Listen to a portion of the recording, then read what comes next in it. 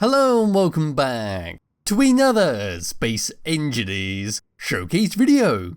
In today's video, we're looking at another very fun land vehicle. This is called the HZI Canid Extremely Fast Attack Rover, which is this lovely thing over here. So this is a small block rover that features a custom turret on top, as well as one big hydrogen thruster at the back there that can, if you really wanted to, yeet yourself out in atmosphere and into space. I suppose it sort of counts as a ship as well, but that's only if you want to use it as such. Pressing F10 and finding it in the spawn menu, the HZI, there it is 194 small blocks using the Wasteland, Heavy Industry and Warfare 2 DLC packs. On the Steam Workshop page we can see all the information about it, where we can see that it can exit the atmosphere, a lot of important information about it, including the specifications for it. So we'll give it a thumbs up. We'll move all the way around to the very front, we'll have a very quick look around the outside, we'll have a quick look at the custom turret, and then it's time to test out how fast this thing can truly go, and whether it can go out the atmosphere. So all the way over to here, my character can now bugger off a little bit, there we go. This is what we get at the very front of the HZI Canid Extremely Fast Attack Rover. So what we can see at the very front here is a couple of barred window blocks covering up a couple of batteries. We've got our Wasteland spotlights, and then below there some rusted beam blocks, acting as a bit of a Mad Max style decorative piece. If we were to drop down just a little bit, we'll see a couple more batteries, as well as our Wasteland suspensions. Then if we were to come all the way over to this side where the sun currently is, there we go, we can see our Wasteland wheels, we can see our custom turret on top there where we've got a cargo container, we've got ourselves a camera, our fancy Gatling gun skin, that comes across onto a hinge, onto a rotor, and we do have the custom turret controller block on here, in case we do want to take manual control over it, or let the AI take over it and blast stuff automatically.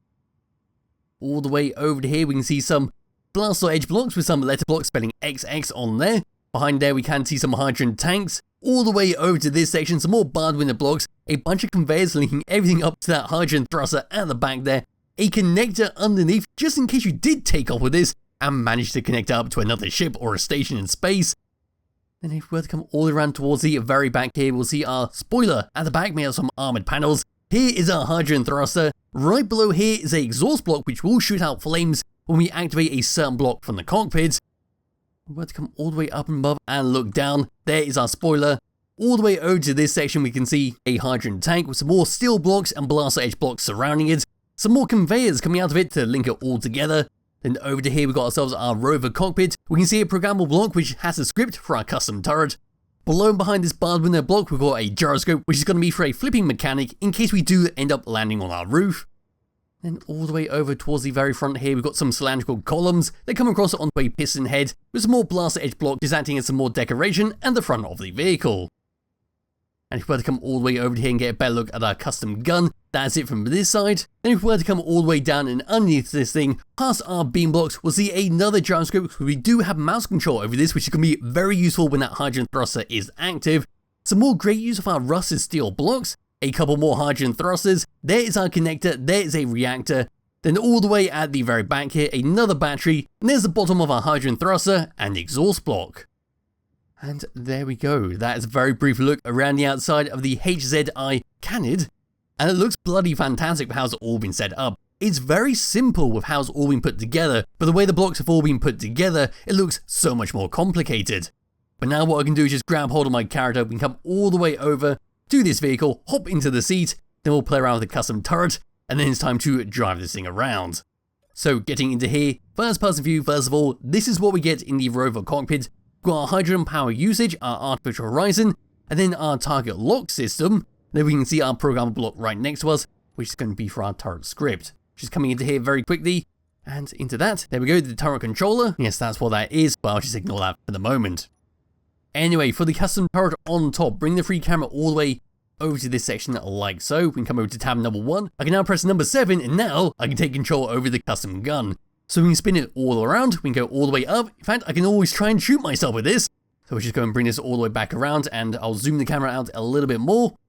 And this is what we get. So there we go, we can do some precise shooting with this if I want to come out of this and come back into it. There we go, we now get the camera access and zoom all the way in for some precise shooting.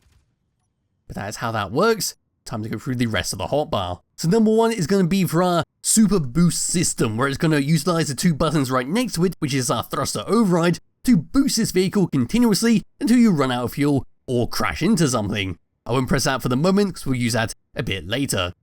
Yes, number 2 and number 3 is to increase and decrease the thruster override. So if you want to go really fast, you can do, or if you want to be more controllable, you can always set it all the way down. Number 4 is just for manual control over the Gatling gun to shoot it straight forwards. Number 5 is for our flipping system where it will start to flip the vehicle over in case you end up on your roof. Number 6 is to simply toggle the programmable block right here in case it's not working. We just activate that and it'll do its thing.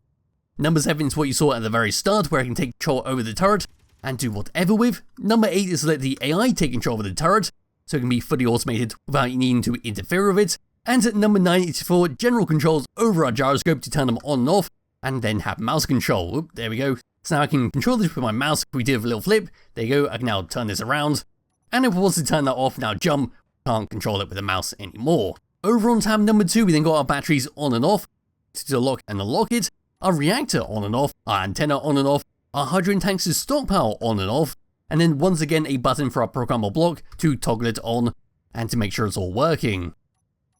But now what we can do is just undo the parking brake and start to drive this thing around. So this is it without its little booster, and we are on planet Pertum once again for the lovely flat surface, and this is what we get. It's just a rather stable vehicle that goes at some nice speed, capping out at about 47 meters per second, and doing a sharp turn here. There doesn't seem to be any risk of this flipping over, and if we did flip over, we can always use our flipping system to right ourselves.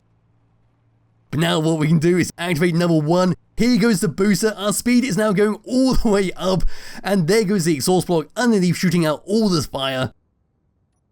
And we're just going to float away into the distance. If I was to just come into first person view and come all the way up, let's come up at a 90-degree angles using our artificial horizon, there we go.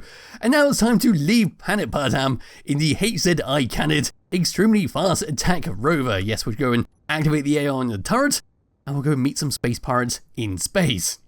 Yes, this is quite an odd little vehicle. It seems to have plenty of hydrogen to actually do this. We're only even used 20% and we're getting well out the atmosphere. And here we are in space. I did speed things up by using the free camera to pace myself all the way over. And yeah, you can just fly this thing around like a ship. And you've got your little automated turret to keep you safe. The only thing you've got to worry about is of course your oxygen to make sure you don't run out.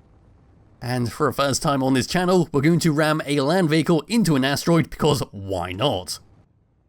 So that is pretty much it for the HZI Canid has to offer. It's a fantastic looking rover and you get a lot of fun out of it just sending it out into space and doing whatever with it. Make a funny little attack vehicle to go up against an enemy spaceship. They wouldn't see it coming. Well, they certainly wouldn't expect it. And yes, there'll be a link to it in the description below if you do wish to download and play around with it yourself. I recommend you do.